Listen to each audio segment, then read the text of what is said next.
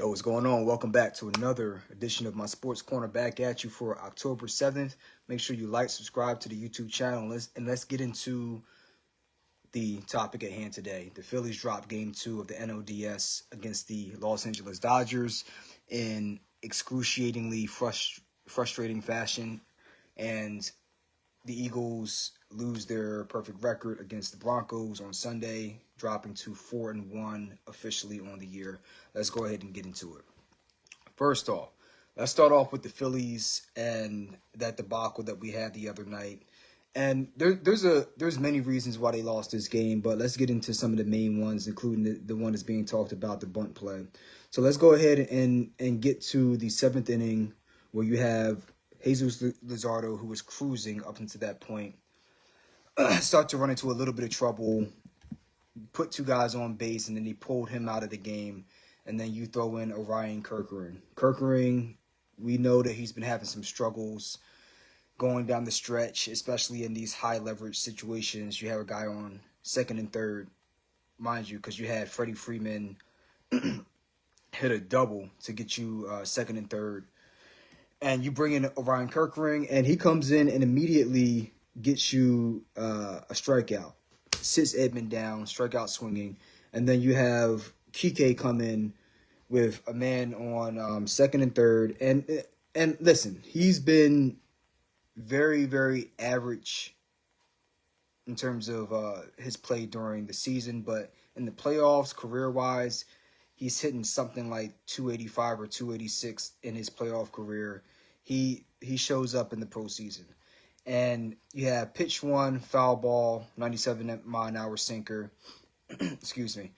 And then your second pitch, you have another 96-mile-an-hour sinker on the inside, and Kike somehow finds a way to put that ball in play. I don't know if the bat shattered or not, but he somehow put that ball in play, a dribbler to Trey Turner, and Trey Turner, the ball was hit so awkwardly that when he picked it up, Teoscar, who has underrated speed. He's not a speed demon by any stretch of the imagination, but he's a little bit underrated. And he had just enough time to be able to beat the throw from Trey Turner, because Trey Turner's throw was to the first base side of home plate, and JT had to catch the ball on the first base side and then move his mitt over to try to tag Teoscar, and that allowed the run to get in. That's a fluky play. They earned it. There's not a whole lot you can do about it, regardless of who you have on the mound. Here's where it gets a little bit dicey.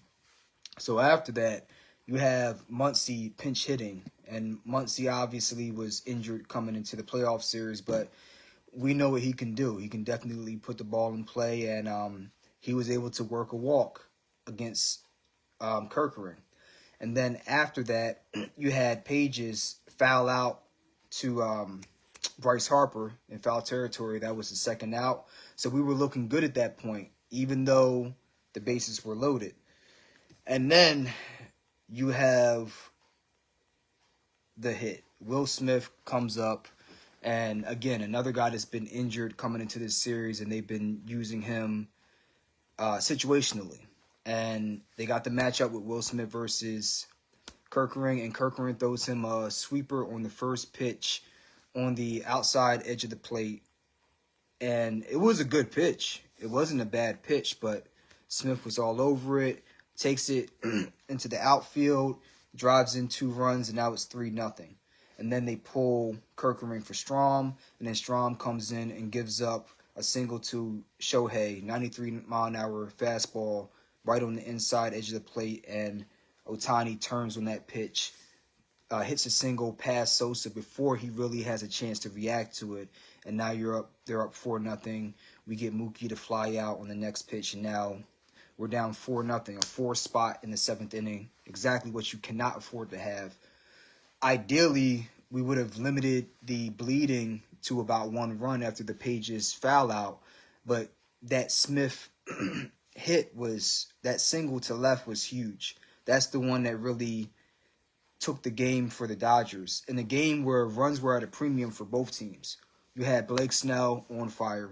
You had Jesus Luzardo outside of the one fielding gaff that he had. He was on fire, including the liner that he caught back on the mound. So the starting pitchers for both teams did their jobs. It was a pitching duel, but really the bullpens fell apart. It's just that our bullpen fell apart a little bit more than theirs. Because you fast forward to inning 8, you get Max Kepler a triple to right field, and then Trey Turner hits a single to knock him in. That's 4-1. Fast forward to the 9th inning. This is the inning that everybody's talking about, okay? First off, you have Duran come in to really limit the damage. He does his job. He has to throw like 25 or 30 pitches, but he's able to sit their hitters down and give us a shot down 4-1 to try to rally in the 9th inning. And this is where it gets very interesting because I mentioned Blake Trinan in my first video for the NLDS Game 1, and he's one guy that I singled out as a liability. We saw that in the game where we played them back in, I think it's the game that we played them with Christopher Sanchez. That's the game we were down 4-0 in, and then one of those guys came in and gave up 3 to 5 runs, and then Blake Trinan is the one that gave up the 3-run shot to Marchand when the game was tied 6-6. After the Dodgers clawed back in that game back in September, Blake Trinan came in and gave up a 3-run shot because he couldn't locate with his cutter. So this is exactly the guy that I wanted to be in this spot for the Dodgers if it came down to a situation like this. So immediately, first hitter, Alex Bohm, gives you a single to center. First pitch, 97-mile-an-hour sinker, takes that on the outside lower corner of the plate, strike one looking. Second was a sweeper on the outside, couldn't locate, that's a ball. And then third was a sinker inside on the hands, but Bohm was able to turn on it, single to center field. And then second batter, JT Realmuto, comes up, 5-pitch at bat, really clutch at bat when you think about it, because first pitch, sinker, foul ball. That's a pitch that he really could have got a piece of. I wish he would have gotten to. Second pitch was a ball inside, sinker. Third pitch was a four-seam fastball. That's one, honestly, that I was a little bit disappointed that JT didn't take to the opposite field because that pitch was there to be smoked. But that was a foul ball. But at least he timed it up. Fourth pitch, foul ball with a sweeper up high. Should not have chased that. Got to leave that shit up high. But fortunately, he was locked in and hit a double off a four-seamer that was up high again. To me, I don't know. I have to look at the film to see if that was a mistake pitch or not. But I don't understand after you throw a sweeper up high why you would come fastball up high to a guy who's really a high fastball hitter. If you give him a fastball high, especially if you've shown it to him already, that third pitch was up high. Not as high as the fifth pitch, but it was in that upper quadrant. That's a pitch that Realmuto jumped all over again in somewhat of a similar spot, closer inside to his hands on the fifth pitch. Hits a double. Now you have men on second and third base. And at this point, you have the villain and the hero, depending on what time of the year it is and what type of Phillies fan you are. Nick Castellanos comes up and... Listen, that sweeper, we talked about the Phillies' propensity to chase pitches. And in particular, when I was talking about Shohei, I said you have to watch out for his sweeper and his slider. Obviously, there will be a difference based off whether you're left-handed or right-handed. He's not going to throw the sweeper to you if you're left-handed, but he will throw you that slider no matter who you are. And against right-handed batters, that sweeper is coming along with the slider, especially against a team like the Phillies, who has been notorious for chasing sliders on the outside edge of the plate, righty on righty. That's been, in my opinion, our kryptonite probably for the past 4 or 5 years. That has not changed, whether it's been Trey Turner, whether it's been Nick Castellanos, and especially during the Astros World Series loss that we had to them, Alec Bohm.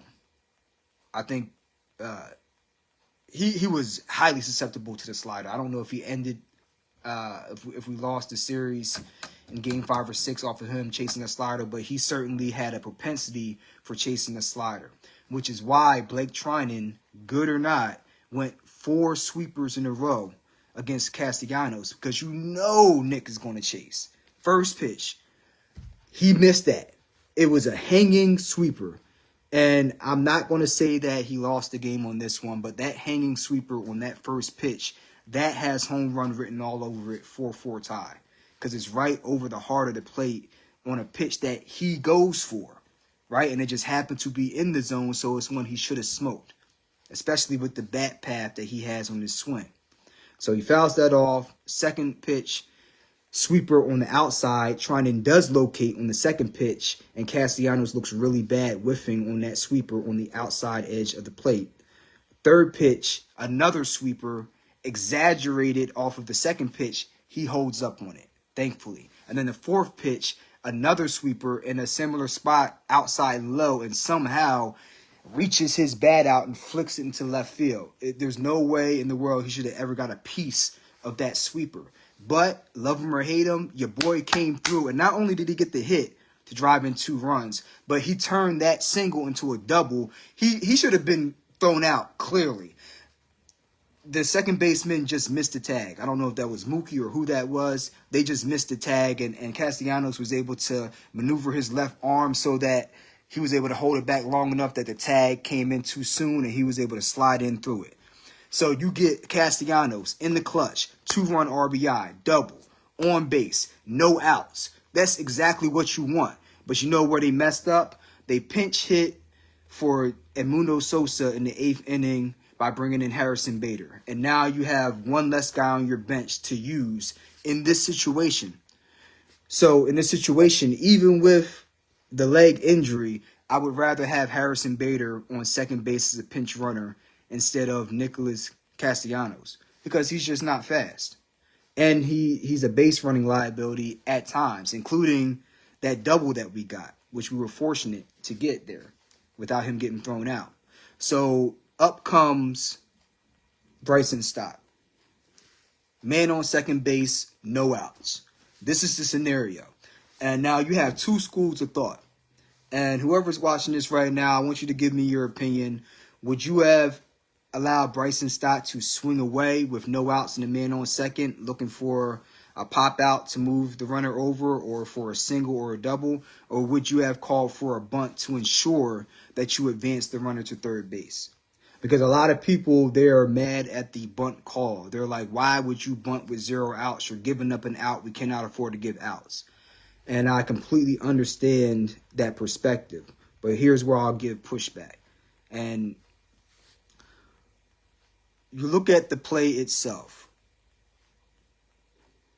and you have to ask yourself, you have a scenario where you have 0 outs and you have the ability to move the runner over to third base. Why would you not bunt in that situation? Especially when you have a team that's been ice cold at the plate. Why in the hell would you not bunt to move the base runner over to third base with run out, and then put the pressure on somebody like Blake Trinan or whoever they're going to bring in to not give up a pop fly or a little blooper to the outfield or even a little single up the middle? Hell, even if you hit the ball, a little dribbler to second base, that's going to be an easy run from third base, even with Nick Castellanos. Just get a little bit of an extra lead, which is going to take me back to the other reason why this bunt play did not work. Okay? Now, the other reason, the reason why this play did not work was they had, I think they call it the wheel bunt defense. And that means you have both the third baseman and the first baseman crashing in towards the ball if it's bunted. And then you have the second baseman and the shortstop going to their respective bags. The second baseman going to first to cover, and the shortstop going to cover the vacated spot at third base. So that would be Mookie Betts covering third base.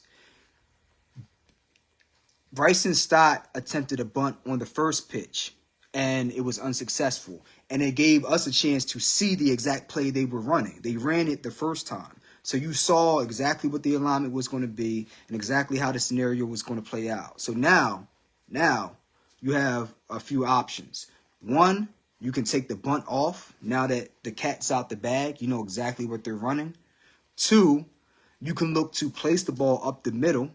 You can fake a bunt before the pitch is thrown and then go ahead and actually swing and hit the ball where these guys are going to vacate their spots. Or three, if you're going to bunt, you got to make sure you bunt the ball to the first base side. Do not bunt it to the third base side. Okay? If you bunt it to the first base side, now the first baseman, I guess Muncy or whoever's there, has to run up and turn their body and make a much more difficult throw than it would be for Muncy to come up from third base, pick the ball up, and just turn around into using his momentum of turning around to make a more accurate throw. Yes, it is not an easy throw because you have a moving target with Mookie Betts on the move and you have to make a throw and hit him in stride. But that's the easier out of the two scenarios. And then on top of that, Nick Castellanos, you've already seen the play on the first pitch. You have to know that Mookie Betts is not holding you on the bag, brother. If you know the bunt is called, as soon as Bryson Stott goes to show bunt, you know that Mookie Betts is breaking to third base. You should have your eye on him, okay? And some may ask, well, how do you know that he won't get picked off? Well, when you have a left-handed batter, the responsibility to hold the bag is given to the shortstop in that situation because you don't want to have the second base holding Nick Castellanos on because now if the left-handed batter, Bryson Stott, pulls the ball into his power side, where's his power side? His power side's to his right, pulling the ball across his body to his right. And if you have the second baseman vacating, well, now you have a problem. You just gave up an easy hit because you were so worried about keeping the runner on base. So that's why the shortstop covers the second base runner when a left-handed batter's up at bat. And that's why the second baseman covers the bag if a right-handed batter's up at bat. So Mookie Betts was going to be covering third base based off the play, and he was the one who was assigned to try to pick off Castellanos if trying to turn around and try to throw the ball to second base. So as Castellanos, you have to know as soon as you see Bryson Stott show bunt, turn your head to the right and you'll see Mookie Betts starting to break for the base. You need to be getting your lead, getting a running lead along with him.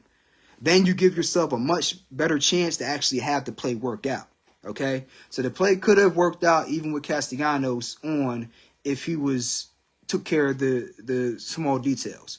But it was almost doomed to fail, one, because you pushed the ball to the third baseline by Stott, and then secondly, because you didn't get a moving or running lead with Castellanos, knowing that Mookie Betts was going to be breaking the third base on the bunt defense.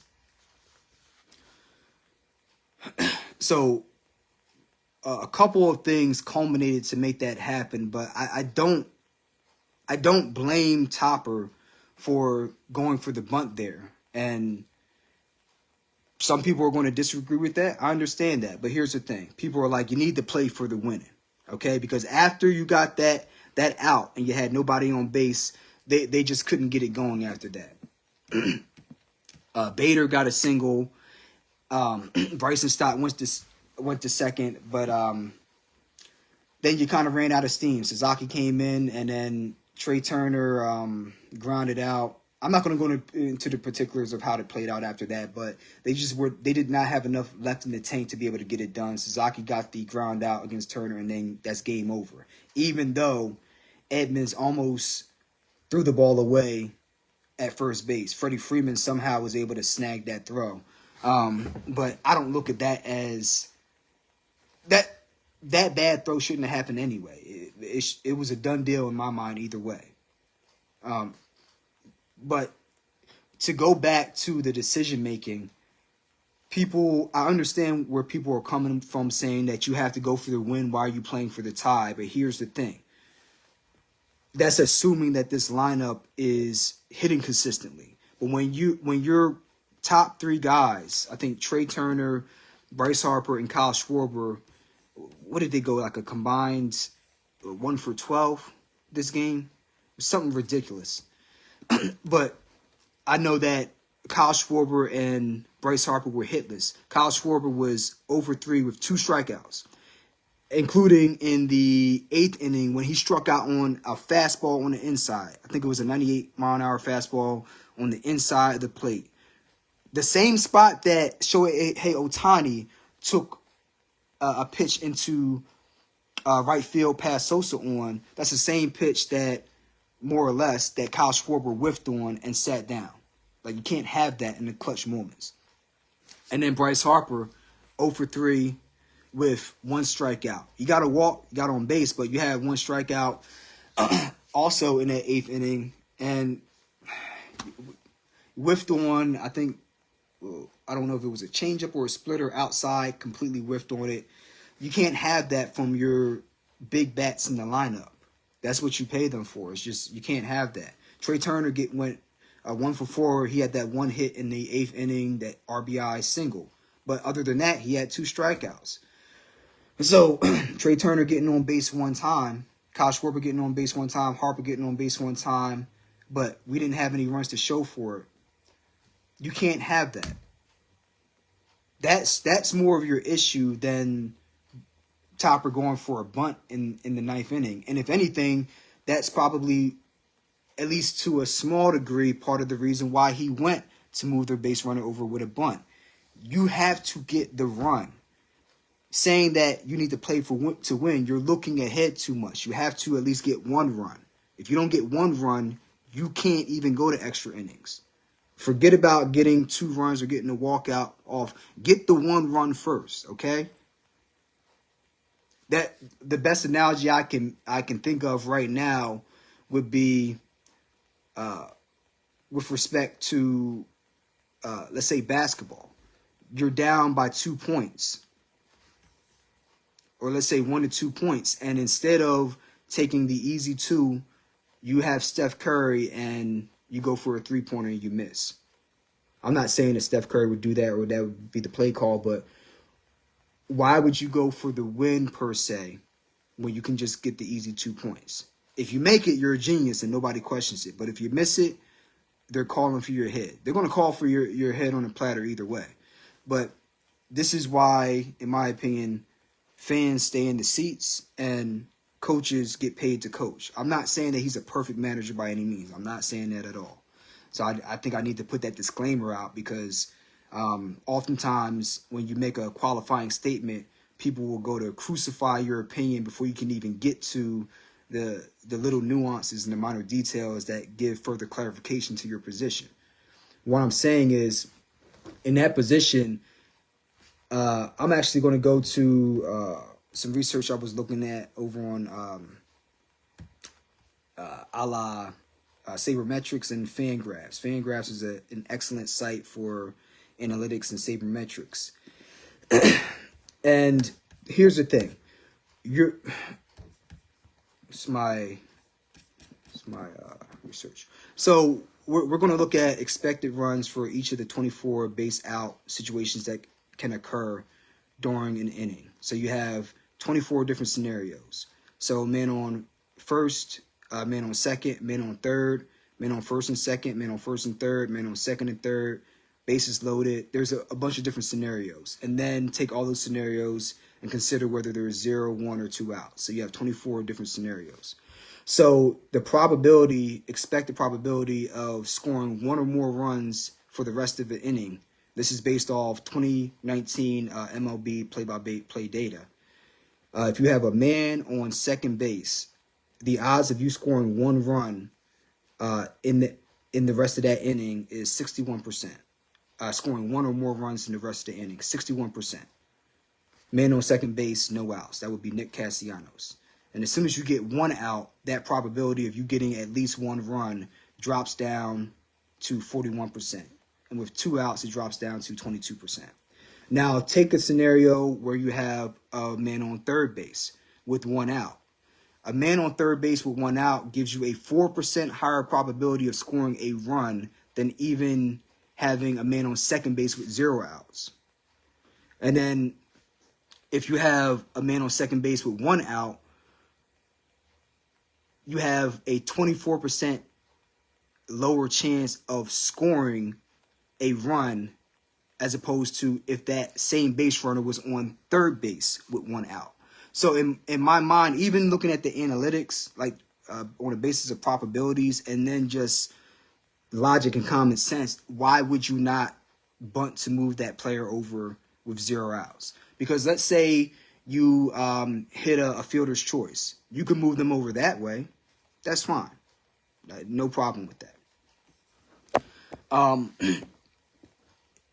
If you hit a fly ball, that's you got to hit a deep fly ball, preferably to right field. If you hit a fly ball to left field, Nick Castellanos is not making it from second to third. So you have to hit a deep enough fly ball to right field or a ground ball to the right side of the infield to be able to move Nick Castellanos over to third base, which is certainly plausible because you have a left-handed hitter up at bat. However, Bryson Stott has not been making great contact with the ball, period, this year. So that's just another reason why you would think that he would have a better chance bunting to at least put the ball in play to be able to move Castellanos over to third base. You can't leave out those details when saying that the bunt is stupid without taking into consideration who you have up at bat. If you had Schwarber up at bat, despite the fact he's been struggling in the game, his pedigree this year would suggest that he can come up in that spot and at least put the ball in play, at least hit the ball far, even if it's allowed out deep to right field or center field, or if it's a scorching ground ball to second base. I would have more confidence that he would do that than Bryson Stott in that scenario. But that being said, the basis of probabilities, once you get the guy over to third base, all I need to do is put the ball really in play. Outside of hitting the ball to the left side of the field, with 1 out and a man on third, you're going to have a fairly decent chance of driving that run in. Like, obviously, with the infield pulled in, you don't want to hit it directly to the second baseman or the shortstop, but it opens up the quote-unquote playbook for you as a hitter, because now I can swing at a pitch that I normally would not swing at, knowing that I can at least lift it into the outfield. And as long as it's at least halfway into the outfield, it might not go 400 feet, but if it goes 250, 300 feet, that's enough to get that run in. Why would you not take a man on third with 1 out versus swinging with no outs and a man on second? Because this team has been cold. If the team was showing you some life on offense, then I get it. Yes, let the guys swing away, make something happen. But if Max Kepler is one of the few guys that's been sparking some life into your offense, that would be indicative that your offense is probably not the one to lean on to try to get crucial hits in crucial moments.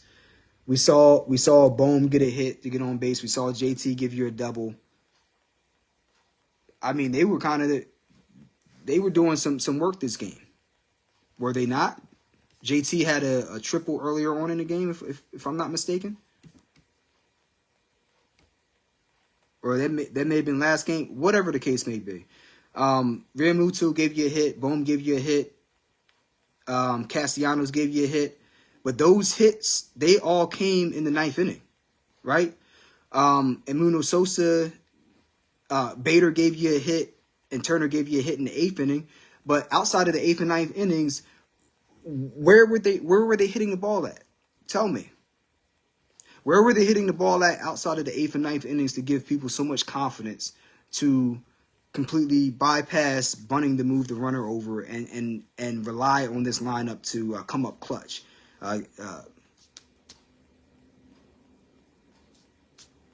Maybe I'm tripping, but that's the way I look at it. Looking at the comments, what's going on, Jules? Appreciate you being in here. But I just didn't have any enough confidence to be able to say that Bunting in that situation was idiotic. So hopefully people can let the emotions calm down a little bit and reconsider their opinion on the bunt there. If anything, there was a bigger problem with execution as well as, just execution, period. In the critical moments, the Dodgers are executing and we're not. Because this was a 0-0 game, up until the 7th inning. And the Dodgers looked lifeless too. They didn't look like they knew what the hell they were doing either up until that point. So you have two very, very good teams that are struggling hitting. The starting pitching for both teams has been phenomenal.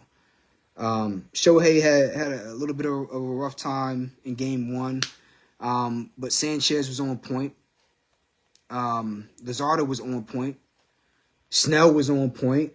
Outside of the few runs Ohtani gave up, he was on point. He settled in after the 3 runs that he gave up. He might have gave up 4, I can't remember. But he settled in before they went to the bullpen. And they kept themselves around long enough for them to be able to claw back in game 1. So when you have two teams that are pitching well and the bullpen's been kind of shoddy, you have to then consider how you're hitting.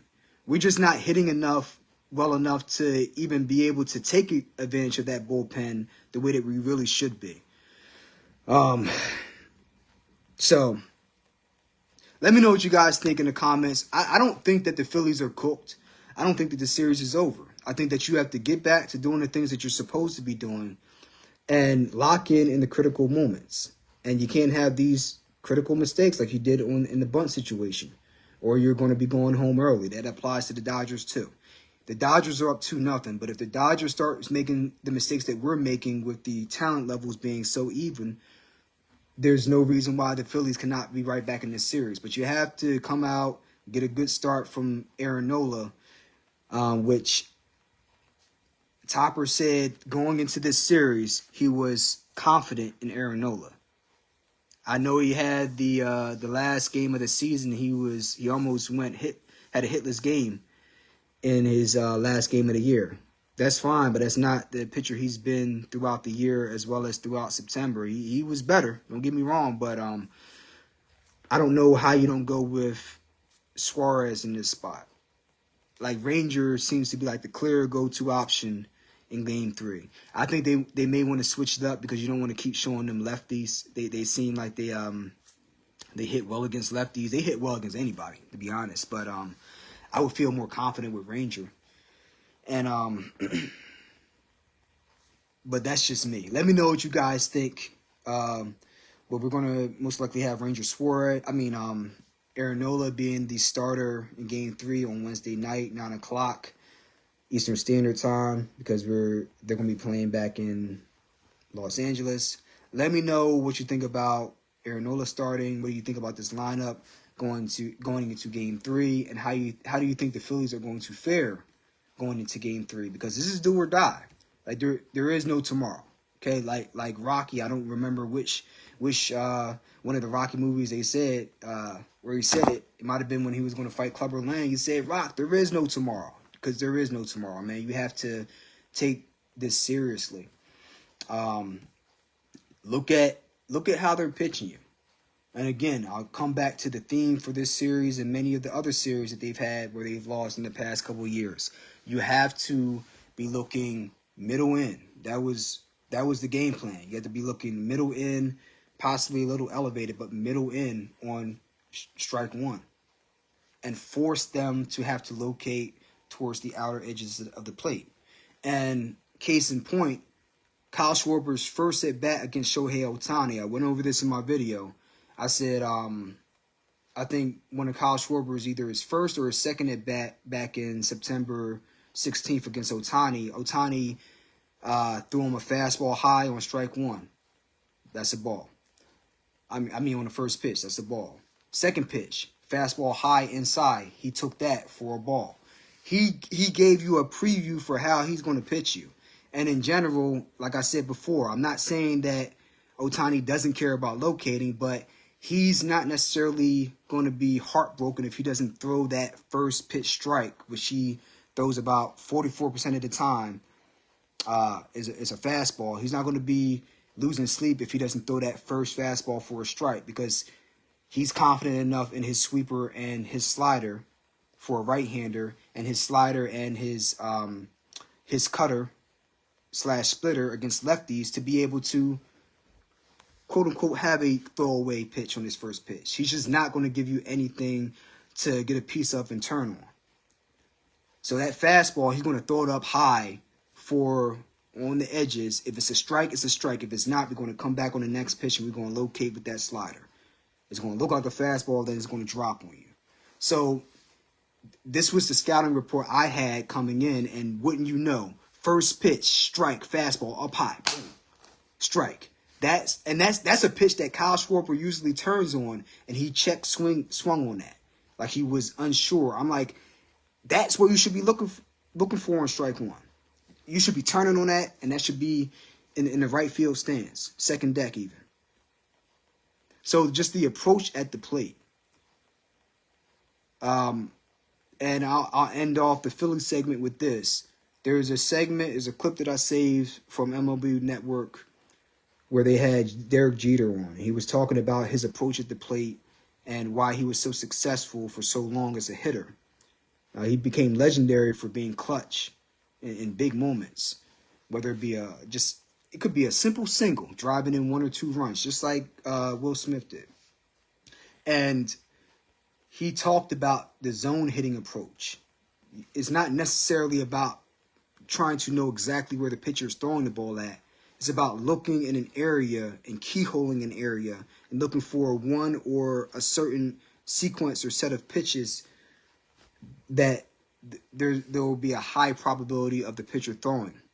So for Ohtani against a left-hander, you have to be looking at what he throws in different leverage counts. For 0-0 count, he's going fastball 40-50% of the time. You have to be looking fastball, preferably middle in, even swing high inside if you're keyholing that spot. And then his second most frequent pitch, I believe, was the slider, and there's another one, either slider or cutter. Curve, excuse me. Because he hit Bryce Harper with a curve during the season, and he hit Bryce Harper with a curve during the season as well, where Bryce Harper struck out on. So he's going to come at you with that fastball, / slider on that first pitch. And then after that, especially in leverage counts, if he's got you down 0-1, that slider, that shit's coming. And you better be looking for the cutter to play off of that. And then the curveball, situationally in 0-2 and 1-2 counts. But if I can see this, just sitting back as a spectator, why are the Phillies coaches and players not recognizing the same things? I have another short from the Diamondbacks series, that NLDS from 2023, and I called out the scouting report on Zach Gallen, how he likes going for a first pitch fastball for a strike, and he typically hovers right over the heart of the plate. So if you are privy to that, especially if you have power and you're able to make good contact, and that's why I said Harper and Schwarber, not because they're the best players on the team, but because that's where they thrive as pull hitters. I'm like, you need to jump all over this dude, and jump over him they did, and they hit back-to-back home runs.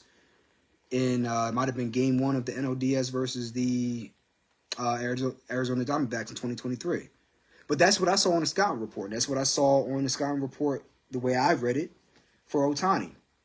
But just in general, the approach at the plate, it just seems like there's a lack of discipline, especially with those breaking pitches, particularly the slider and now the sweeper, which has taken over the game in the past few years, which has even more break, and it's just tougher to handle. It's made for teams like the Phillies and the Yankees. We are pretty much the Yankees of the NL, and the Yankees are the Phillies of the AL. We have very good pieces, but we chase a lot of breaking pitches, and our plate approach just sucks at times, as bluntly as I put it. So they're fixable mistakes. They don't need an off season to make these corrections. It's not something like it's rocket science. Like, man, they can't figure this out before game 3. It's very simple. Is it easy to execute? I'm not saying that, but the adjustments are not difficult. But you got to get out there in BP. See some curveballs off that pitch machine. See some sliders off that pitch machine, and start working that scenario. When you're down 1-0, when it's a 1-1 count, have that pitch machine throw you sliders. In your mind, you're saying it's a 1-1 count. Have it throw you sliders. Some will be for strikes, some will be for a ball, and be able to have a strategy in your mind on how you're going to counter that. So I'm not going to go into the particulars of how you would approach that. I mean, again, I like working inside out at the plate, looking fastball, and then based off the scouting report in the pregame, already having your strategy in mind, how you're going to adjust off the fastball, looking at the release point in the arm slot. That's why I made such a big emphasis on the arm slot that Shohei Ohtani uses now and how it's changed from when he first came into the league, and how that changes the pitches he's going to throw and how the pitches that he throws look. So his splitter looks different now than it did before because it has more horizontal movement because his arm slot changed. And then the arm slot or arm angle is the same for the fastball and for the fastball, the splitter, and the slider. So like it makes it very hard to pick up the ball out of the pitcher's hand. If you know the arm slot and on the first pitch, this is why I push this strategy. If you're looking for a fastball middle in, you can focus on anything thrown there. And if you see the release point at a spot where you know that the ball probably won't land in that spot, don't swing at the shit. Just use that as an opportunity to look at the ball all the way through from the pitcher's hand through to the catcher's mitt and get a snapshot in your head of the release point. And now you have a beat on the pitcher from the first pitch. And now you in your mind, you know what his delivery, his mechanics look like, as well as the release point. So now you don't have to worry about those things on pitch 2, 3, and 4. But we will see what adjustments the Phillies make. Let me know what you guys think in the comments below. That being said, I'm going to go ahead and segue over to the Philadelphia Eagles, who dropped their first game this year in the 2025 season to the Denver Broncos. And this is a game that they had control of. And some of the mistakes that they've been making on offense in terms of play calling and schematics, I think came back to bite them. Because you had the Eagles up, 17-3 going into the fourth quarter. There's no way you're up 17-3 at home in the fourth quarter and you lose that game. They got shut out in the fourth quarter. And part of that is the adjustments that Vance Joseph made on defense, moving more towards some zone looks. And I'm trying to think of the formation. They came out a lot in the second half in this nickel formation where you have 4 down linemen, but the D tackles are shifted. They're widened out a little bit. And then in the A gaps, now all of a sudden you have 2 linebackers lined up over the A gaps. So you have 6 people lined up, 2 linebackers over the A gaps. I would assume the D tackles over the B gaps, and then your defensive ends over the C gaps or in a wide 9, depending on how you want to play it. And that allows you to apply pressure to the A gaps theoretically, and it changes the protections. And it And from there, you can do a lot of different things. You can run different coverages. You can have some smoke and mirrors. Sometimes you have a linebacker blitzing up the middle. Sometimes you have him dropping in coverage. Sometimes you have him going into man. You can do a lot of different things. It just seemed like it made the offense a little bit more hesitant in the passing game. And they did a really good job disguising their coverages on the back end. I really like what they did. And many times they didn't even bring pressure. They just gave you a look and rotated guys late in terms of the safety rotation. They did a lot of different things in the second half, and it was really creative. And then offensively, Sean Payton really picked it up with the play calling on their last drive of the third quarter, and that was their first touchdown, where you had different run schemes, and in particular, they were really creative in terms of the run blocking schemes. But if you look at the touchdown that they scored on near the end of the beginning of the fourth quarter, they were driving near the end of the third quarter into the fourth quarter. That first touchdown of the game they got, that whole drive, they keyed in on Jalen Carter. They took Jordan Davis out of a few plays while also keying in on Jalen Carter. So on that touchdown run, they pulled the left guard. So in that scenario, they pulled the left guard and they blocked down towards the left side of the line. So they had the center blocked down on Jordan Davis on his outside shoulder to effectively wall off one part of the lane that they wanted to run through. And then the right guard went after number 94. I don't know what his name is. And 94 went off upfield. But what made this play ingenious was you had everybody blocking down, but 94 could not get upfield because the pulling left guard came through, took him out.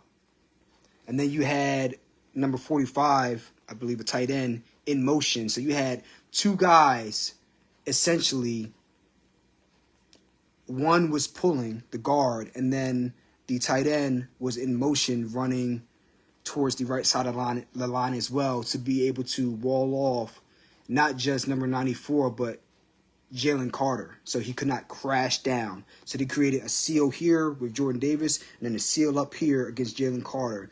And that created the lane for not just the running back to run through, but the guard was actually able to run through that lane. And once he got into that, I believe, I don't know if it was the A gap or the B gap, you had an extra blocker there now, and it was going to be tough for Zach Bond to fill that spot and stop it for anything more than a 2-yard gain, let alone a touchdown. So it was just an ingenious play call. And they just made really, really good adjustments in that fourth quarter, and they came back and they earned that game. But you look at this Eagles offense, and I mean, it's you have to give the Denver defense credit because they are for real, man. It's a mixture of the play calling being a little bit of a liability at times, as well as you going up against a very, very good defense with a great defensive coach in Vance Joseph, and an offensive mastermind in Sean Payton. He always has been. So some of the things that were plaguing you mistake-wise came back to bite you, and that's why they coughed up the lead. Let me know what you guys think of that game, how the Eagles played. I mean, Saquon Barkley, you got he had 6 carries for 30 yards, had the 46-yard scamper on the wheel route. One thing I will give the Eagles offense and the coaches credit for is they picked on Alex Singleton, a former Philadelphia Eagle, both on the touchdown pass to Goddard. They got him on a rub route, which was beautifully executed, and it was just a good pass. I mean, Singleton wasn't beat bad at all.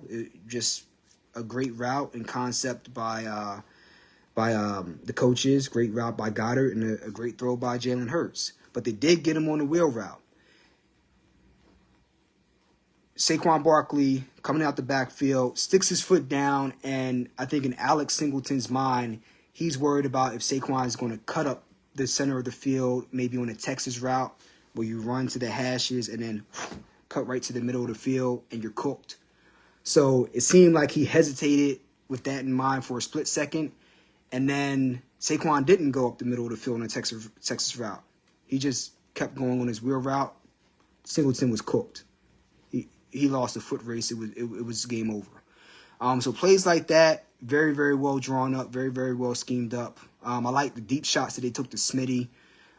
So they did some things that I like, but it seemed like in the fourth quarter, they get a chance to watch the third quarter closely enough. I wonder if they got too conservative or not. Some of you guys can tell me in the comments. But some of those mistakes, man, you can't have stalled drives. You can't, man. There were just times where Jalen Hurts, was it Smitty? I think he just straight up missed him on one pass. Either him or A.J. Brown. He just missed him on one pass. It's a pass you can't miss. And then just times where it just seems as though we did not really have a true understanding on what their coverages were going to be. And you can't have stalled drives there. That's just what it comes down to. So now, Jalen Hurts had 280 yards, 2 touchdowns, 23 for 38. Smitty, he was getting his yards. That much I do know. 8 catches, 114 yards, 52-yard catch on a deep bomb on 8 targets. A.J. Brown, 8 targets, 5 catches, 43 yards. But you lost, right? 2 touchdowns, no interceptions. But there were periods in the game, 15 of those incompletions. Some of those incompletions were at points where you can't have it. So I think the inability to have an efficient run game, you had 11 rushes in this whole game. Like, how are you up, right? We're up 17-3. But by the time the game ends, we only have 11 rushes for 45 yards. Getting 4.1 yards a clip. Really, you were getting about 5.2 or 5.3 yards per carry between A.J. Dillon and Saquon Barkley. I mean, just some questions coming out of this game, man. This was one of those games where I'm less critical of this team because I think that many may be underestimating how good of a team the Denver Broncos are. They're not world beaters, but they are a very, very good team with a very, very good young quarterback in Bo Nix. And we saw that with some of the times he was able to scramble out the pocket. And he was able to extend some plays off of that, some drives off of that. I just look at it as a learning experience, but offensively, the play calling, it's going to come into question. It's going to come into question. Some people are calling for Kevin Patullo's head. They've been calling for his head on a platter since 1 or 2 weeks ago. He's been up and down. I get it. And they're going to have to make those adjustments in terms of the offensive play calling. Where are the screenplays to the running backs? Let's just start there. I said that last week as well. Why do they not run any screenplays? Just to keep the defense off balance. Especially when they come in these odd fronts, you might have leverage to the weak side of the offensive line or to the strong side. Why not have a screenplay in your audible that you can go to? Oh, you guys want to show pressure on this side? Well, let's throw a screenplay to that side and put pressure on your zones that you're going to be running on that side. Or we can run it to the blitz side, depending on the situation. Why not even have that as an option? Why are we not running more Saquon Barkley more towards the edges as opposed to an inside draw or inside zone? How about a counter run play? We saw the Broncos run a somewhat of a counter on even a touchdown run and have their left guard pulling. Where's the ingenuity? On top of that, you have Landon Dickerson out. And Lane Johnson, whether he's starting or not, he's been nicked up. So, especially when you have guys nicked up, now it's even more important to become a little bit more creative. Even if these guys were all healthy, why are you not being creative nonetheless? So, listen, in my opinion, I don't want to lose. I don't want to see them take an L. but this loss was needed to at least bring more light to the things or the criticisms that the fans and some of the people in the media were levying towards the coaching staff. Doesn't mean they should be fired, but you got to make the adjustments. So let's go ahead and look at the schedule and see who we got up next. And you have the Giants coming up next.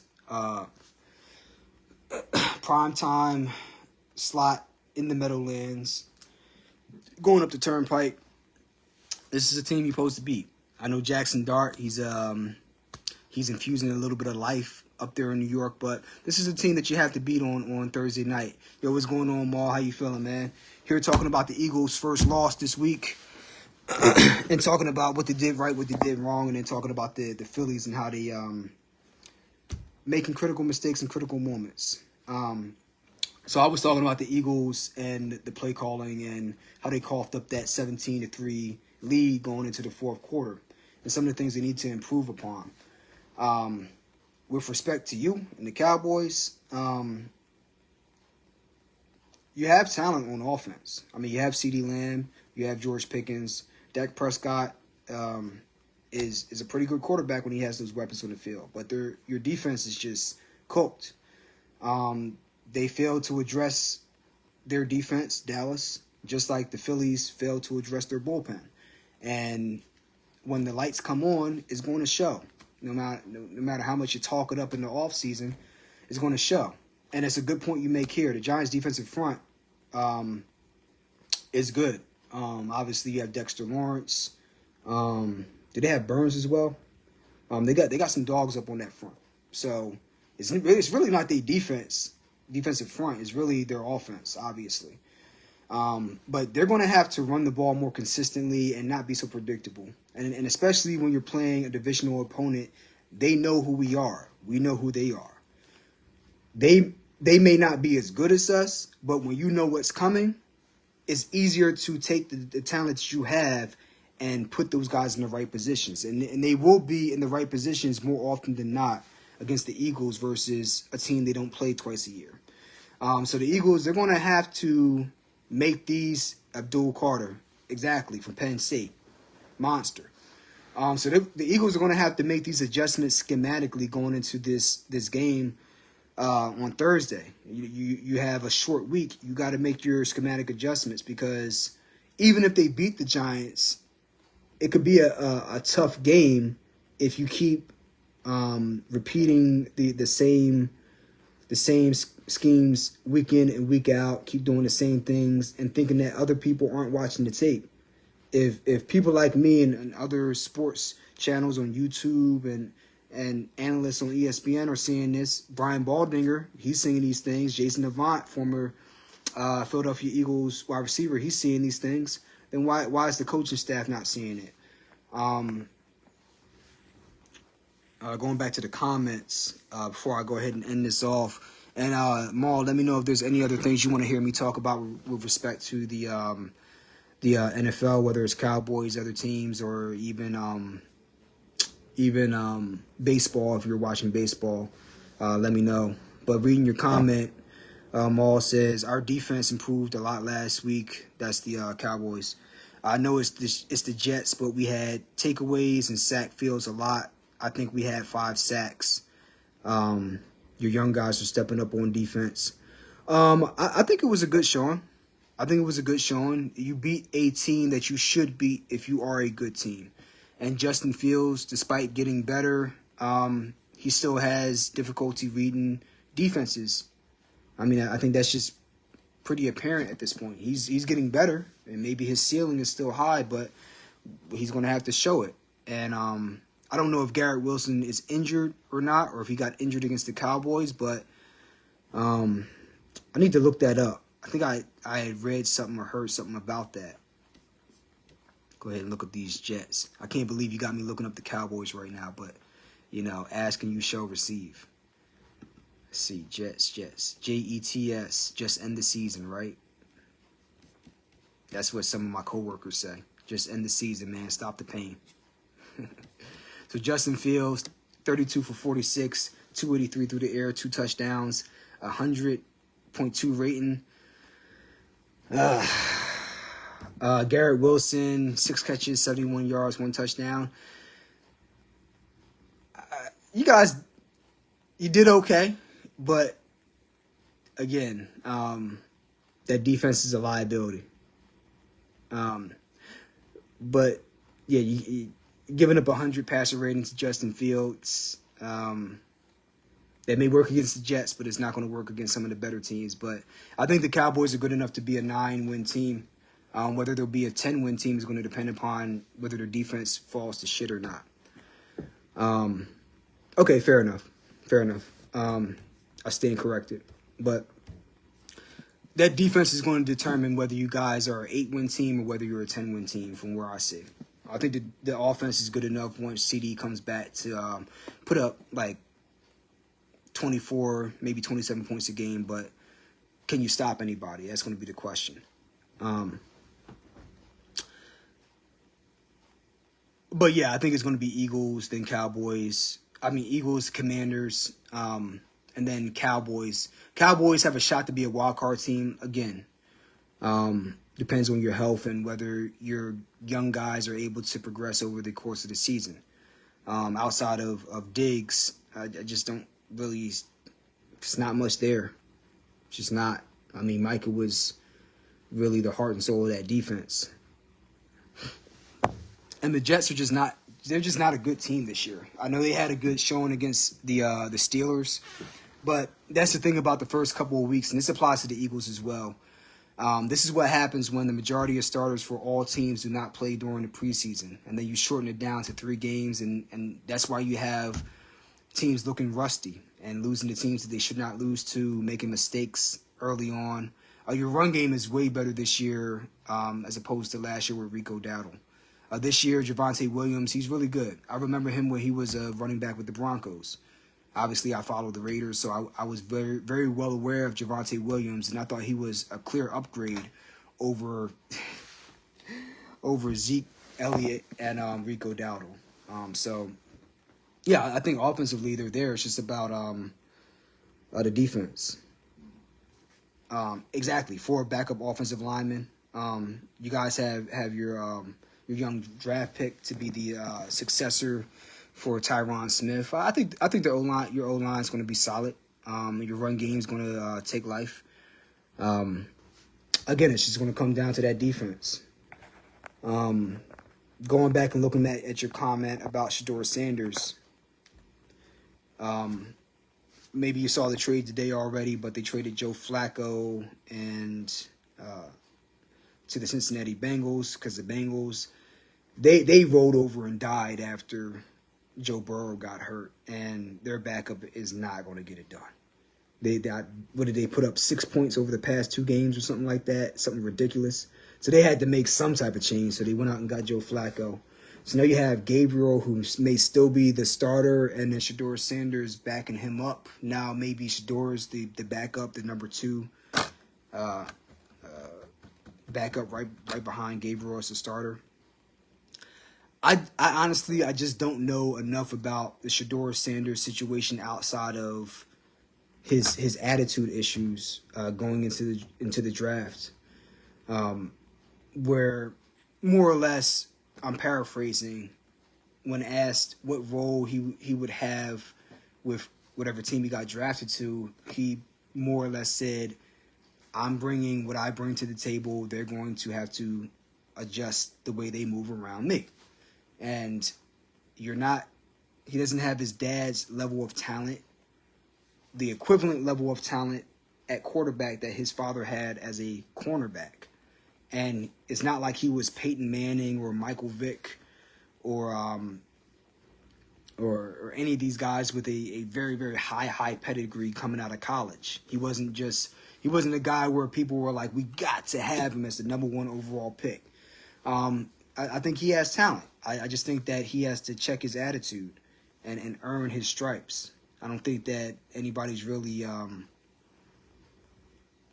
being unfair to him. I think that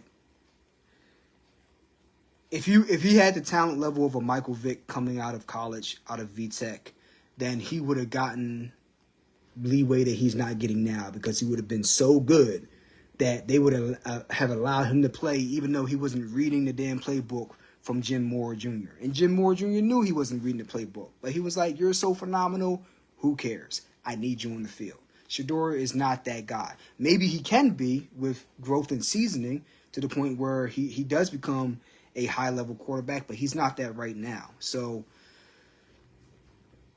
I think that he should clearly be the starter in Cleveland. Like, they have dumpster juice that they're rolling out there at starting quarterback. So I get the argument that Shadeur should be starting. However, he was projected to be a first-round pick talent-wise. I saw his clips in college. I thought he was very good.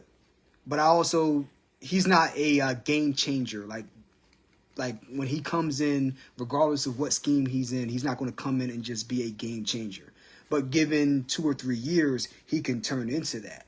So right now, I just think he needs to humble himself and just grab his lunch pail and just go to work, and then build that equity. When you're in practice against the scout team, the second team, light them up. Make yourself undeniable to the point that the reporters are starting to say, yo, we've seen him in practice making this throw, that throw. Oh, he's poised. If he's not talking a lot, he's just a killer. If he is talking a lot, he's backing it up. Whatever your personality is, you need to back it up with your play. And once he starts doing that, then he's going to make it to a point where they're like, yo, either put Shadeur in or we're not going to show up to the games. Like, he has to do that instead of see, his dad, people would say he's arrogant, cocky, flashy. But when it came time to run that 40-yard dash during the pre-draft workouts, he showed up, didn't do a warm-up, ran that 4.2, and went back into his car, said, yo, just call me when you're going to draft me. That's it. His dad could do that. So the bravado backed up the talent.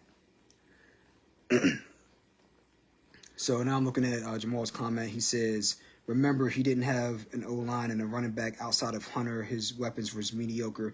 Yes, very true. But what I tend to do when I look at athletes, regardless of the sport, I look at the athlete in the vacuum first. And then in my mind, I take the blinders off, and then I add in the opposition and his teammates if he's playing a team sport. And if it's a one-on-one sport, then I add in the opponent if it's something like boxing. But I look at the player first. When I was looking at him, his legs, he's not the fastest guy, but he has good pocket mobility. But there will be times where he doesn't necessarily throw with anticipation. I'll read this comment. He doesn't necessarily throw anticipation in the way that some of the highly heralded quarterbacks coming out of college do. Like Peyton Manning could throw with anticipation coming out of college. Not a lot of people can do that. And that's not just a Shadeur thing. That's just a college quarterback thing. And then there would be times where a play would break down, and there'd be times where he'd make the play, and then times where he could not. And it's just clear that he just doesn't have the seasoning yet. And then Jamal's talking about Prime. He says, oh, yeah, he was a dog. The mouth matched the talent. Pause.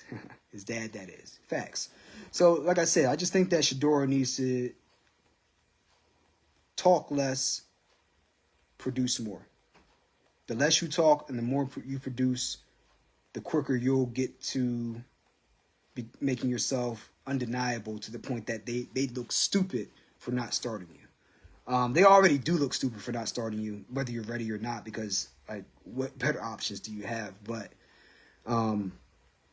if he was not in Cleveland, and let's say he was somewhere else, where the quarterback was solid but not great, no, you would not be ousting that starter for their starting spot. Like you would not be ousting Trevor Lawrence, right? And I use Trevor Lawrence as an example because Trevor Lawrence coming out of college, and this is why this is another pet peeve off topic when people talk about selling out your entire draft stock for one guy. People don't remember Tua and Trevor Lawrence in their respective draft years. Maybe they're the same draft class, I don't know. People thought they were the next coming of Steve Young and Peyton Manning, the next big thing. Only to come to find out that they just did not live up to the hype. Tua, with the injuries as well as his arm just not being as good. But me looking in college, I remember Jalen Hurts getting taken out of the game and Tua replacing him. And I thought, like, Tua, I'm like, he's really good. But I'm like, I don't see the arm. I know the football is bigger and it's harder to throw like a tight spiral and really drive your passes in there like you can with an NFL football. But the arm strength was just never there to me. And I just did not see what was so spectacular for people to be like, oh, tank for Tua. No. Same thing with Trevor Lawrence. People wanted to... The Jets fan base got irate because they did not lose their last game of the season and they lost out on Trevor Lawrence, and the Jags ended up getting that pick. And now fast forward a few years later, he's not the generational talent that people thought he was. Right? But even that tier of guy, if you put him in Jacksonville in a team where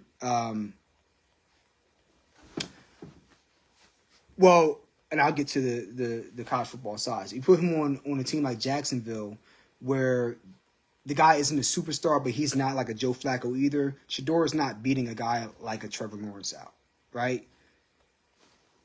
Guys like a Michael Vick, guys like I'm trying to think of some of the best talent to come out.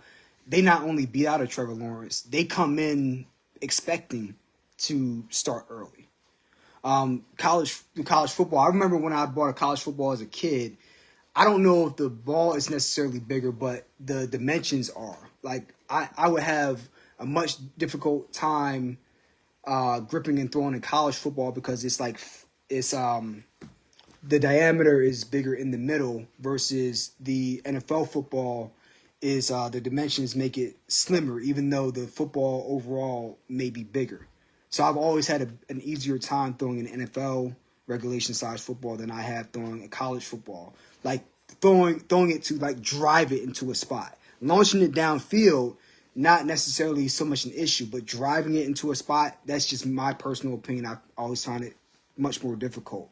It seems like it's more of a propensity for you to get like an ugly duckling as opposed to like a perfect spiral. And if you get a perfect spiral, there's just like less velocity. It's like comparing like a two-seamer fastball to a four-seamer fastball. You can throw them both fast, but the two-seamer always has a couple miles an hour shaved off of it because of the grip and how you're able to throw it. So like when I would see Peyton Manning in some of his college football clips, the same football that Tua's throwing, Peyton Manning was lasering that shit in to tight spots. So like in my mind, I'm like, yeah, when he gets to the NFL, he's going to have a cannon, and he did. Whereas Tua, he got to the NFL, he has a solid arm. He don't have a weak arm, but some of those the deep passes cannot get to Tyreek Hill. That's clear as day. And on some of the out routes, on a route, let's say like a 10 or 15 yard out to the sidelines, if he doesn't throw it with anticipation, that ball, it gets there late. That's just something I notice as a non-Dolphin fan. Not just tuning in every so often. Maybe the years where I had Jalen Waddle as on my fantasy football team, I would tune into a primetime game and I would see Tua throwing the ball. I'm just like, yeah, you good, but you're not a superstar. Just not. That's just what my eyes told me. So overall, I think Shadeur, if things keep going the way they go, he should be the starter by week 7 or 8, unless Gabriel or whoever else they got show you something completely unexpected. Give him a couple of weeks and then throw him in week 8, just like the Eagles did with Doug Peterson. Doug Peterson started the first, 5 to 8 games of the 99 season. the year that we drafted McNabb, and by the middle of the season, we finally listened to the chorus of boos and calls for Andy Reid to put McNabb in as a starter. And then he took off from there. But Andy Reid made it a point to give McNabb time to sit and learn and kind of ease his way into the starting job as opposed to being thrown in there. Like, ironically, another quarterback on the long list of long-gone quarterbacks, the quarterback graveyard, if you will, in Cleveland, Tim Couch. Tim Couch was drafted the same year as Donovan McNabb, along with Dante Culpepper, who went to the Vikings, and Sean King, who went to the Bucs, and Achilles Smith, who went to the Bengals. Achilles Smith was drafted top 10, did nothing. Dante Culpepper, drafted 7th or 10th, had a pretty solid career with the Vikings, and was very good for like a good 2 or 3 year span. And then Tim Couch, drafted number 1. People said he was the guy. Donovan McNabb was the clear number 2 guy, but they said Tim Couch and Donovan McNabb, those are the guys. And Tim Couch went to Cleveland and was shell-shocked upon arrival. Was never the same after he got hit a few times in the first couple games because they put him in too early. Because, to your point, their O-line isn't good. They don't have a lot of weapons in Cleveland, just like they didn't have much around him in Colorado State beyond Travis Hunter. So he's going to go from a lackluster situation in Colorado State to an even more lackluster situation despite that otherworldly defense in Cleveland. And if you throw him out there too soon, because in my opinion, he don't really have the Tim Couch jersey. You said it was when it was popular to wear oversized jerseys. I hear you, bro. I don't know why you got a Tim Couch jersey, but yeah, we all had them. We were all out there looking like Pac-Man ghosts with our jerseys. I had an oversized Michael Vick jersey, so that was my quarterback.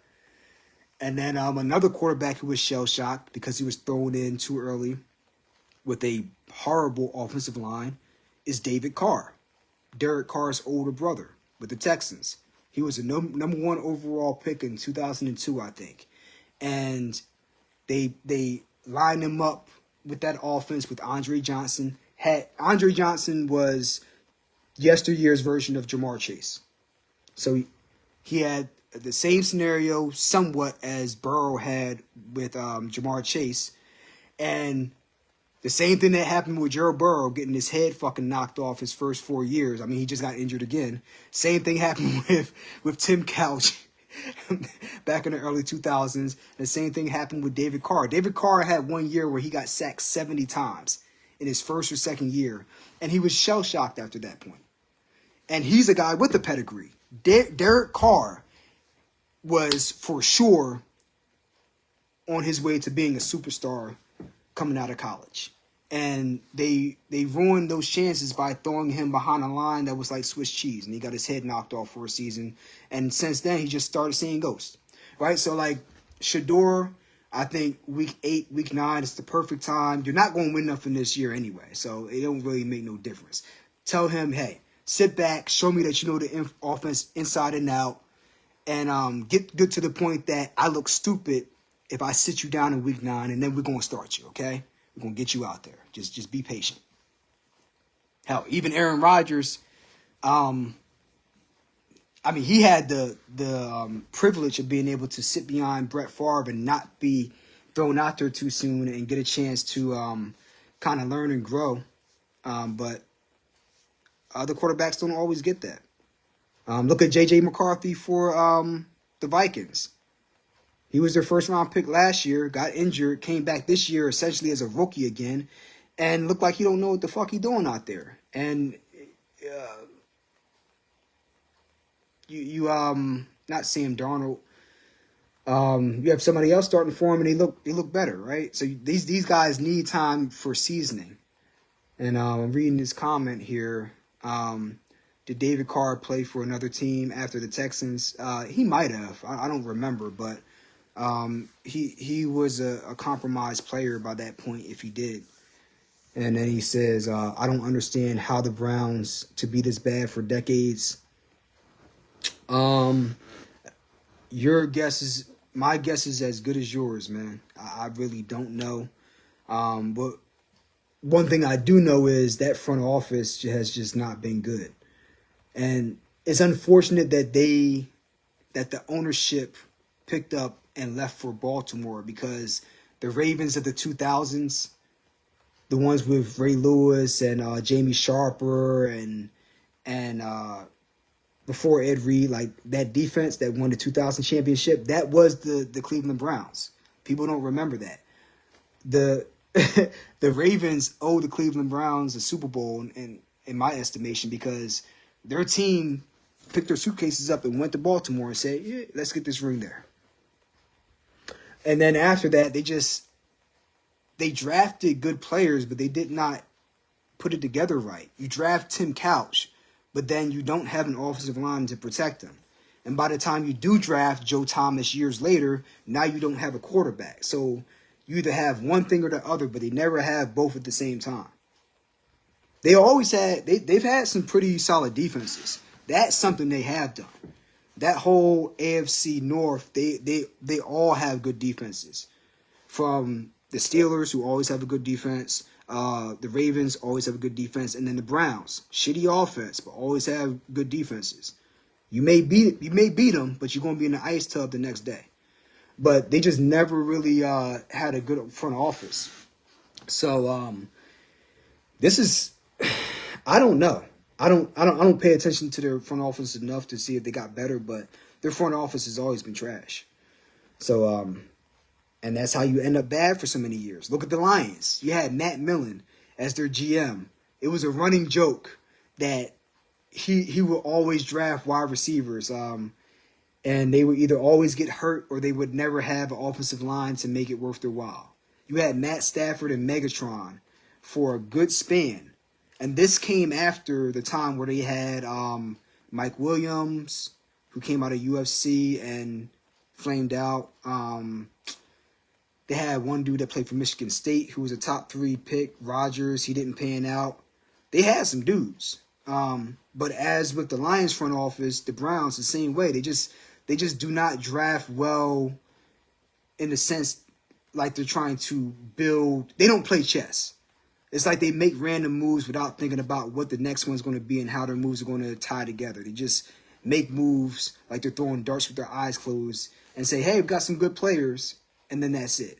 Like there's no structure to their game plan. It's just so say Wentz playing quarterback for the Vikings. Yeah, exactly.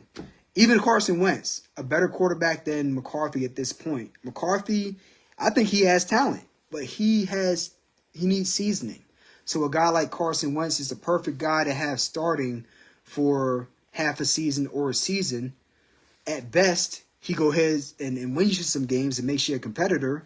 And now you have a good problem between having a guy that you're looking to usurp with McCarthy, or Wentz plays some games this year and maybe they have some solid play but nothing crazy, and then McCarthy has enough time to learn from Wentz, kind of grow as a quarterback, and now he's much more prepared when they throw him back into the fire versus him being out there and not being able to read coverages and just being quick to run. So I think that would be the best situation for Shadeur. I said this before the season. Let him sit on the bench for 8 to 10 games, get his feet wet, learn the playbook, grow his confidence, maybe put him out there situationally like the Eagles used to do when they first brought Michael Vick in. You know, McNabb would be playing 80 to 90% of the snaps, and then they would have a package where they would bring in Mike Vick.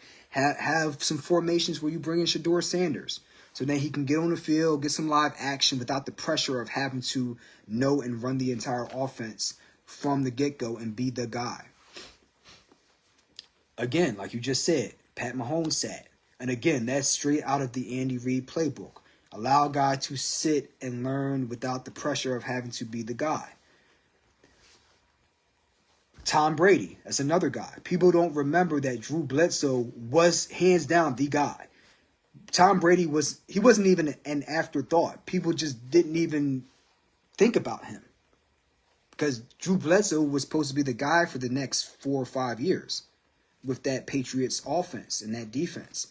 He just happened to get hurt against the New York Jets, a play by Brian Cox. He hit him on the sideline, number 51, lit his ass up on a scramble to the right sideline, collapsed the lung, and now all of a sudden, Tom Brady gets a chance to come into the game. And I remember looking at a preseason game. For one reason or another, I was looking at a preseason game, and Tom Brady was playing. And I remember watching him make some throws. I was only like 12 or 13 years old. And I remember thinking, I'm like, phew, look, if he has to come in, it's a wrap for the Patriots. If Drew Bledsoe gets hurt, they are cooked. And he got hurt, and me and everybody else thought they were cooked. But that was not meant to be. That was the beginning of Tom Brady's Hall of Fame arc. But I think what is just always unique is people never look back. People always talk about players in hindsight. They have convenient amnesia. They never talk about how nobody really believed in Tom Brady coming out of Michigan and how they were just as shocked as everybody when he turned out being better than Drew Bledsoe. People don't talk about Justin Jefferson and why all those teams passed over him. They just talk about how was everybody so stupid that passed over Justin Jefferson. Well, everybody, including Ray Didinger, who's a Hall of Fame sports writer, not just for the Eagles, but just for the NFL period, his critique was Justin Jefferson, excellent routes, generational talent, but can he play on the outside? That was the same thing, right? People thought he was a phenomenal slot receiver that would be a nightmare there, but they didn't know if Justin Jefferson could be the same guy on the outside. And that was my critique as well. So it wasn't that the Eagles picked Jalen. It wasn't that the Eagles passed on him. It's the fact that they picked Jalen Reagor instead of him. If you want to pick Patrick Queen, completely fine with that. That would have been one of the guys I would have gone after. I believe he was in that draft instead of Justin Jefferson. But if you're going to draft a wide receiver, why would you go Jalen Reagor over Justin Jefferson? That's the part that didn't make sense to me. Because we had already missed out on CeeDee Lamb. Because the Cowboys jumped ahead of us. I'm like, yo, that's the guy, right? So we didn't get him. Go ahead and get Justin Jefferson, not Jalen Reagor. Right? I know we passed on Justin Jefferson. I'm not mad at them for passing on him. I'm mad at them for taking Reagor instead of him. Like I said, they could have taken Patrick Queen, who high-level linebacker for the Ravens, right? Instead of getting Justin Jefferson. But if you're going to take a wide receiver, don't get Mims, don't get Reagor, get Justin Jefferson, right? He would have been the best at that time out of the bunch. So, but again, other teams passed on him because they had the same concerns. He can't play on the outside. That was the concern. So people will say, oh, all these teams were idiots for passing on him. No. Everybody was saying one thing before the draft, and then everybody started saying different things when he actually proved he could play on the outside. But I'm not saying don't go back and act like you weren't saying, oh, this guy's just a slot receiver. No. People jump on the bandwagon after they get proven wrong. More times than not. So, listen, I'm reading your comment here. Same thing happened to Dak Prescott and Romo. Oh, actually, that's funny because I actually wanted the Eagles to draft Dak Prescott in that draft where they got Carson Wentz. Dak ended up going 4th round, and Carson Wentz was number 2 overall, and we traded up for him. But I think I actually put out a podcast episode where I talked about Dak Prescott being a really, really good quarterback. I think he came out of Mississippi State, same college as Fletcher Cox. I remember him. Same thing I said about Russell Wilson. I actually left a tweet to Shil Kapadia, who's a sports. He covers sports. He used to cover sports for Philly, and then he went to some other news network. And I said, yo, what about that guy, Russell Wilson? I'm like, everybody's passing over him because he's 5'11". But all he does is throw touchdowns. His offensive line at Nebraska averaged 6'5" in terms of height on average. So I'm like, he already has played with guys who were 6'5". He had a very tall line on average, and he throws passes easily. So him having an issue with passing lanes is not going to be a problem. So I'm like, just looking at the guy in a vacuum, before I even look at the defenders, I'm like, that's a star. Like, when you just look objectively, you can see it, right? And obviously, we played backyard football. I played a little pee-wee football.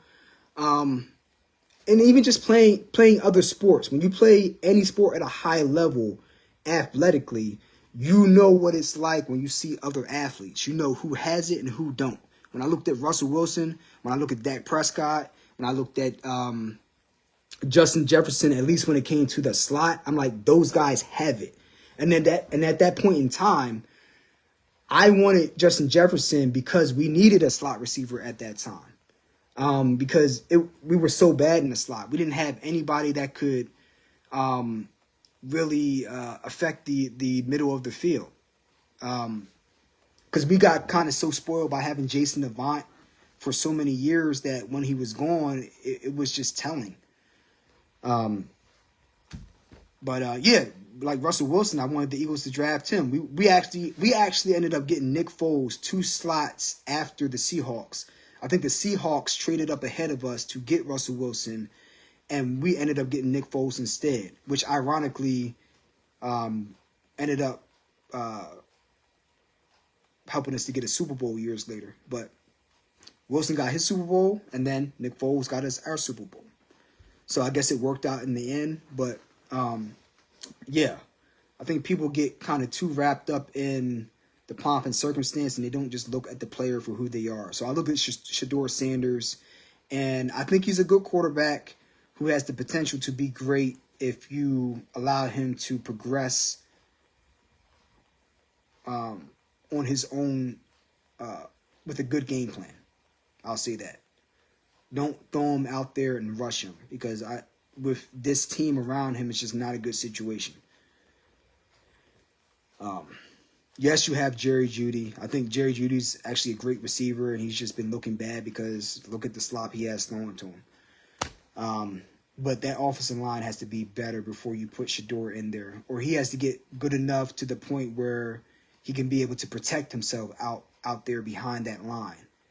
You know, so that's the way I see that. Let me know if you have any more thoughts on that, and let me know other topics you want to hear me talk about. But I'm about to get ready to cut this podcast off and go get something to eat. But and then I need to work on this film review video for the Crawford Canelo fight, so I can finally put this out. It's not going to be super in depth. It's just going to be a few clips talking about some of the points that I went over in my prediction video, particularly with footwork and foot placement. But I'm going to make that. Jamal says Judkins is there too. Yeah, you got Judkins, you got Njoku.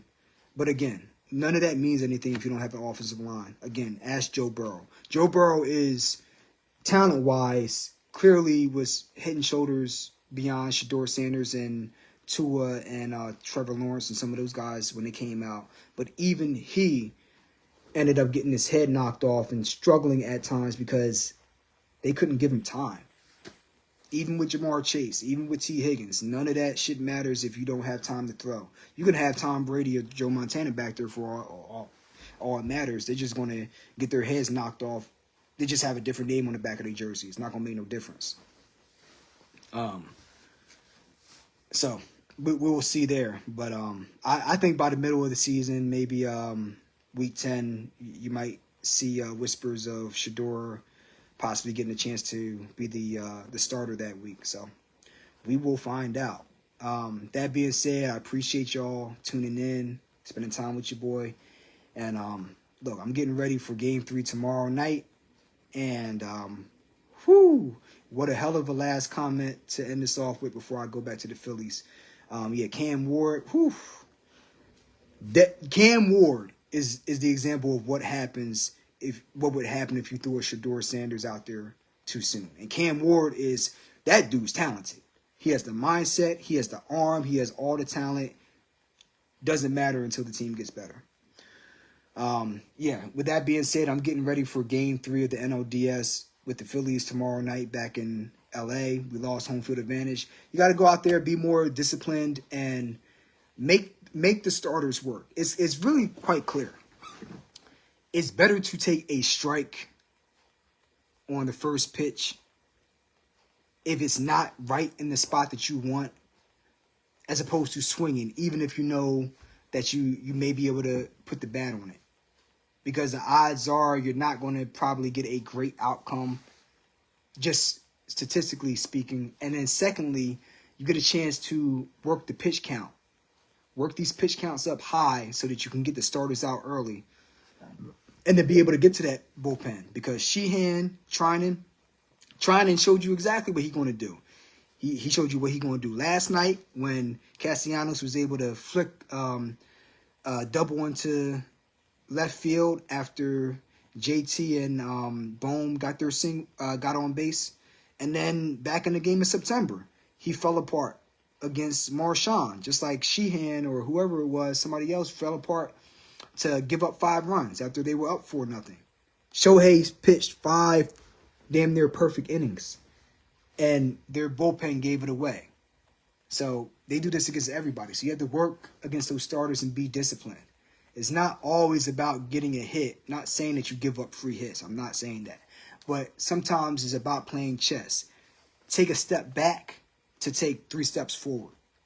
It may not always make sense in the moment, but it's about playing the long game. A good example would be with football. Don't run the same scheme run-wise. For example, I'll use the Eagles, running the ball up the middle or running a draw play on 3rd and long every play. That's a case of negligence in mine. That's just negligence in my mind. As opposed to you have a different run plays that you run on 1st down, and you're running the ball not to get 5 yards every time. You're not always going to get the yardage you want, but it's to keep the defense honest, right? I may not get 5 yards from this play, but it's the fact that you had to crash down with your linebackers to hold me to 2 yards that will open up play action 5 plays later off of a play action fake that looks very similar to the run play that I just ran. Even though the run play didn't do well, it sets me up for a 15-yard crosser or a 30-yard play action pass with a post up the middle, right? Because I got the safeties looking up into the backfield because they got a little too overconfident stopping the run, right? Sometimes you have to give a little bit to get, right? Sometimes you have to spend money to make money, right? Far too often in life, as with sports, we have a game plan, we execute it for a little bit, and then we get away from it when it doesn't go exactly to game plan or things look rough early on. Yeah, there's a time to pivot and make adjustments, but when you have a very good game plan and things are going according to it, you have to have the intestinal fortitude not to waver when times get rough, when the waters get rough, when the waters get choppy. You have to be able to stick to that and push through.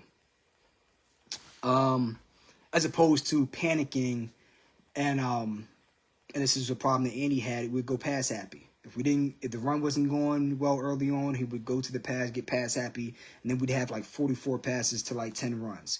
And as opposed to sticking with the run and breaking through eventually. It's almost like a boxer where you're throwing body shots and this guy's still bouncing around in round 3 or 4. Wait till round 5. Legs gone. Even though it didn't look like I was hurting you early on. Oh, that's playing dividends in rounds 5 and 6. Now it's going to be a whole different ball game. Right? So Jamal says, do you prefer run to open up the pass or pass to open up the run? Neither. I think, one, it depends on the team you're facing, their personnel, their scheme. And then 2, depending on what way you decide to attack them, now you have to look at how their players are reacting to those plays. Okay, this is the game plan that I had drawn up for you guys. The first 10 to 15 plays, do I see guys overcommitting? Do I see guys giving up their leverage because they're trying to sell out to stop a certain play? If I see those little things, then I'm like, oh, okay, we're going to set them up. Same thing with pitching. I throw a fastball, foul. right? I look at the swing speed, the swing timing. Oh, was he a little bit late? Oh, okay. Was he early? Oh, he early. Okay, we got a slider coming next. And then depending on on your bat path, I can see whether you're off balance, whether you're leaning over the plate when you're swinging, things like that. I gotta look at how you react, and then from there, I'll see if I want to stick with the game plan or move forward. So, for example, if I choose to come out and play the run against a team that is not stout against the run, they may have a great pass defense, but they're not stout against the run. Okay, I'll come out, play the run, and they sell out to stop it, right? And a good example of this would be the Chiefs in the Super Bowl against the Eagles. The Chiefs shut down Saquon Barkley, and the Chiefs actually have a fairly solid pass defense with Snead and some of those guys back there, and they sold out to stop that run. But what it did was just give you one-on-ones on the outside, and even if you have solid to good cornerbacks, if you guys are getting time, especially if I run a play action, because you're selling out to stop the run. Let's say I run zone off to the edge, and I get your linebackers throwing to the football. Now, if I see a guy over pursuing or over leveraging his position as he's flowing in pursuit, now I know, oh, I can run bootleg now. I run that same run play again. They stop it. Now I run that same run play off the same play design 10 plays later. Now, instead of that being a run to the outside off the left tackle, now I'm running a bootleg to the right. And now the defense is like, oh, shit. Right? Just even though the run wasn't working out early, just setting the opponent up. What I'm saying is you got to be fluid. You go in with a game plan based off of what you see on film. And then based off what you see on film as well, that's going to help you make the in-game adjustments because they're seeing the same things that you see. So if you see their flaws, you got to know they see their flaws. So you have to use their flaws against them. And then, again, like I said, if you're bad against the run, I'm going to use the knowledge that you know you're bad against the run. So I'm going to draw you into stopping the run, and then expose what would usually be your strength in passing because you have over leveraged yourself. So that's just one example of how you can find a way to attack an opponent's strength in a conventional way as well as an unconventional way, right? So a conventional way would be, okay, you have a good passing defense, but you play zone, you play cover 3. So now I'm going to think of some cover 3 beaters. I might have an audible to a screen pass. I might run crossers and start picking you apart underneath the hook zones in the middle of the field and the flat zones in the corners, and start to make your linebackers cheat up a little bit. And now I can start to run these intermediate routes, like a smash concept against the cover 3 once I get you over leveraging to stop the short routes. So now instead of having the guy that's playing the flat route going to the sideline to stop a smash concept, which is like this to the sideline and then the outside receiver runs straight, now this defender has a dilemma because he doesn't know if you're going to run another short route, especially if you run a route concept for a deep shot that incorporates some aspects of short routes along with it. Right? So you start to layer these things on top of each other, and then it puts the defense in a schematic dilemma. That's really what you're trying to do. Same thing with baseball. When I'm pitching, you have a pitch repertoire, and you select your pitches, your sequence in such a way that you put the hitter in a dilemma so that he does not know what's coming because the pitches look similar for the first half of the flight path and then start to change direction on the second part of the flight path. So like you're trying to put the defense in the dilemma. I think that's just a common theme across different sports. It's just about what particular sport are you talking about and what is the strength of that particular team. So Jamal also says the Cowboys for the past 6 years, great pass defense, but can't stop the run. Hurt us in most of the playoffs. Hurt us the most in the playoffs. Absolutely. The offense has never really been your pass defense. was great, especially with Diggs back there. But yeah, stopping the run was definitely a big issue. And another big issue was, again, in the playoffs, you had Diggs and then you had another cornerback that was pretty good, but your safety play was lacking. And then once the linebacker core started aging and you had, was it,